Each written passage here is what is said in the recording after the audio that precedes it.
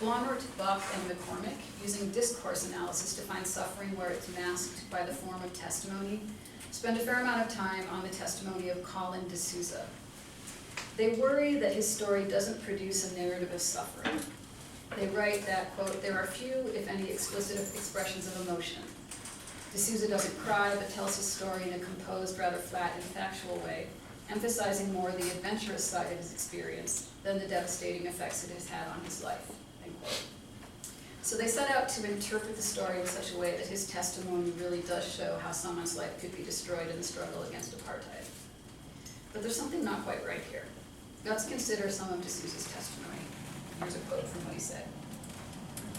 They were beating me at that stage, and at one incident they threw some tear gas canisters inside the cell, a wet cell, and they closed the doors and all the windows were closed, but at that time I was clever, still knowing the tricks and tactics. I laid down on the ground so the tear gas wouldn't get to me. So when they came in, they saw I was still conscious. They were expecting somebody after a half an hour to be unconscious. So what they did was they undressed me and chained me up, my hands to my feet.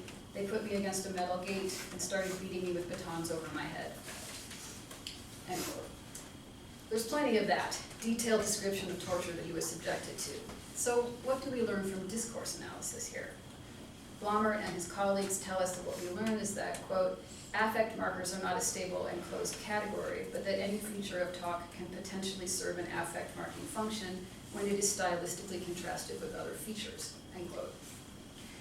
What that means is that the authors took the time to listen carefully to recordings of de Souza's testimony so that they could appropriately label parts of his speech according to pitch, stress, intonation, pause, and other indicators, and thus learn something about how de Souza handles his own suffering in speech form.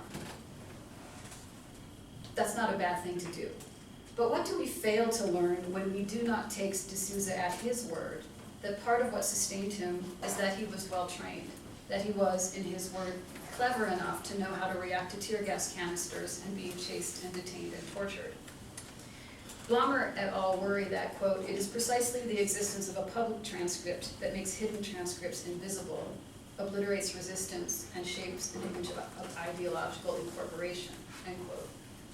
It's important to keep those possibilities of mishearing in mind.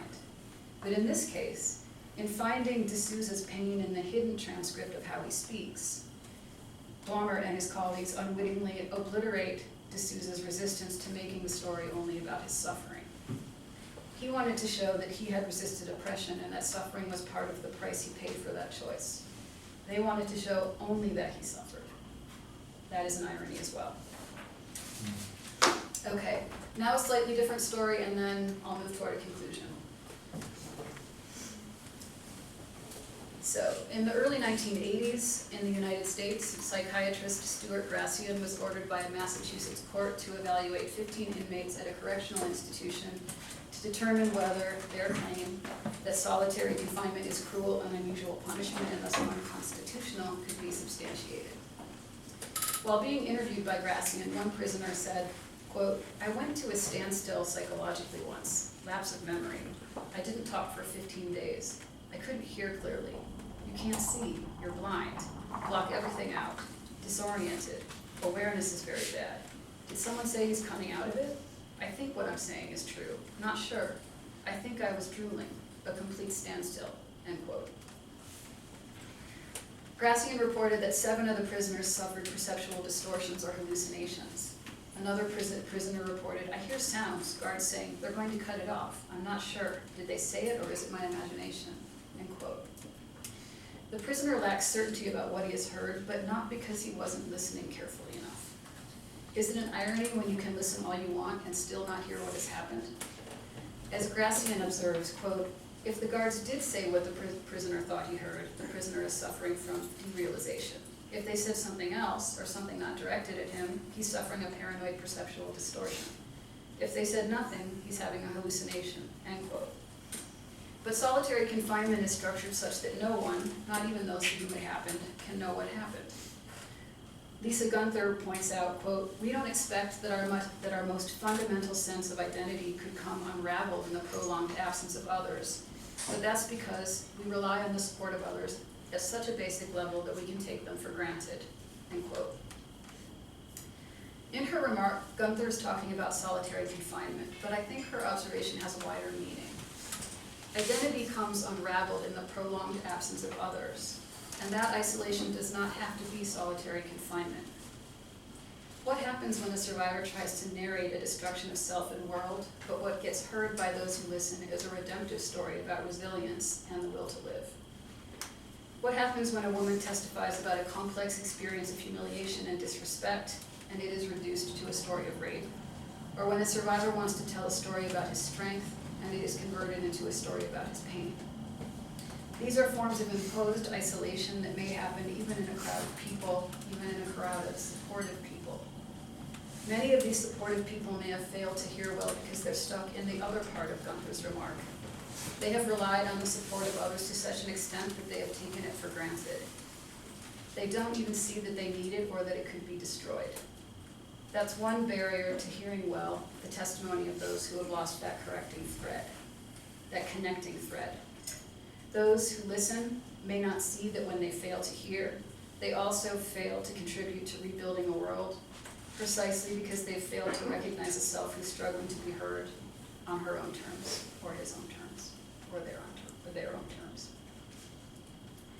This is what I meant when I said there's a difference between responsibility and culpability.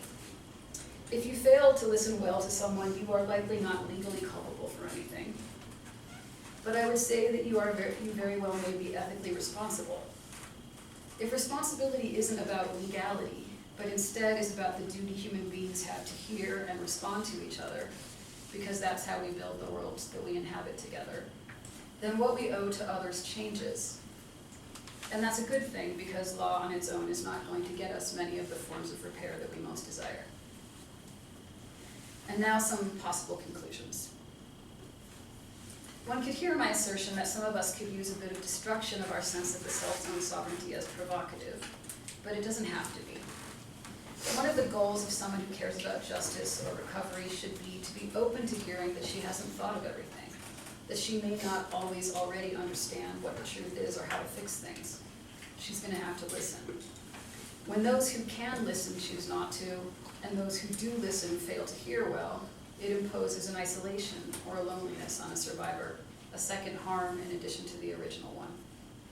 Of course, one could take a very practical stance and say that one simply can't listen to everyone, and missing a resistant narrative here and there isn't going to stop a nation from transitioning to democracy or keep communities from learning to live alongside one another.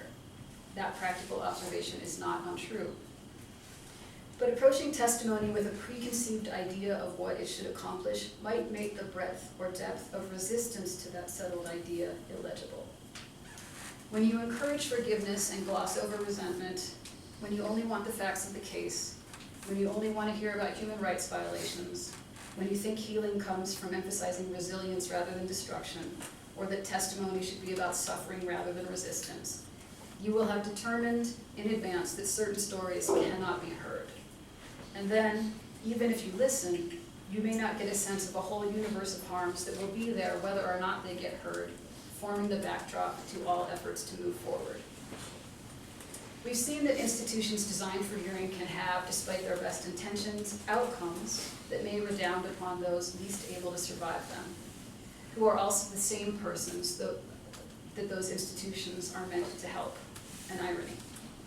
What made the satire by Horace funny? The answer knowledge gives us is the discordance between what the butt of the joke wanted and what he got. The same joke probably doesn't look funny if we find ourselves inhabiting the position of butt of jokes that tends to express unequally distributed power and knowledge. As such, we should attend to sites of irony, figure out how they work, and remedy the source of their disjunction, wherever that disjunction stands for an injustice that we'd rather not laugh about. But we also want to remember that not all irony is harmful. Some forms of irony may even help to build worlds by offering meaning, humor, or support in the wake of what never should have happened. To know the difference, we have to learn to listen well and to teach ourselves to listen for our own failures of hearing. And I think that's all I will say. And just let you guys ask any questions.